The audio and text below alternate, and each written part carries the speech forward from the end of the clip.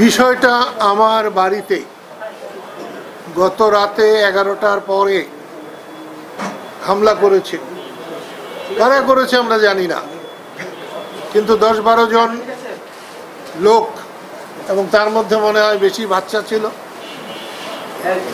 ঢিল ছুঁড়েছে, গাড়ি ভেঙেছে।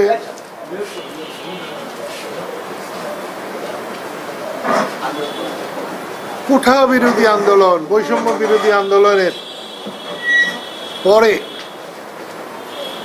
আমরা এই স্বৈরাচারী মনোভাব আশা করি নাই। RICL TMX, যুগের পর যুগ স্থাপনা থাকে মজবুত। আওয়ামী লীগ যদি স্বৈরশাসক হয়,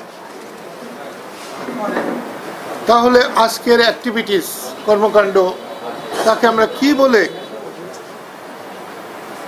অভিহিত করব? শেখ হাসিনার সঙ্গে আমার দীর্ঘ 26 বছর, আমরা নতুন দল করেছি, রাত দিন সংগ্রাম করেছি। আওয়ামী লীগ আমাদেরকে বহু প্রোগ্রাম করতে দেয় নাই। তারপরেও যদি সবাইকে স্বাধীনতার দোসর বানানো হয়, স্বাধীনতার দোসর না আওয়ামী লীগের দোসর বানানো হয়, তাহলে তো আমি মনে করব বৈষম্য বিরোধী আন্দোলনকে ব্যর্থ করার জন্য, ধ্বংস করার জন্যে এ কোনো ষড়যন্ত্র কিনা। আমার কাছে মনে হয় দেশটাকে অস্থিতিশীল করার জন্যে জাতীয় আন্তর্জাতিক ষড়যন্ত্রকারীরা সুযোগ খুঁজছে, এবং সেই সুযোগ অন্তর্বর্তীকালীন সরকার দিচ্ছে কিনা আমি ঠিক বলতে পারবো না।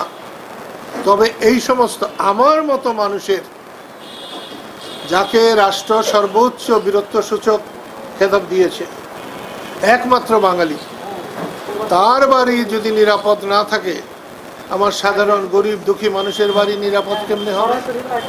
আমি আওয়ামী লীগ করি না। রাজনৈতিকভাবে শেখ হাসিনার সঙ্গে আমার কোনো রকম মিল নেই। ব্যক্তিগতভাবে আমি সব মানুষকে ভালোবাসি। উনি বঙ্গবন্ধু শেখ মুজিবের রক্ত আমি সব থেকে বেশি শ্রদ্ধা করি। তার জীবন, মান, সম্মান, এগুলো আরেকজন নাগরিক হিসেবে যেভাবে আমি গণ্য করবো, এটা তার ক্ষেত্রে করব। আমি বঙ্গবন্ধুর সৈনিক, আমি মুক্তিযোদ্ধা।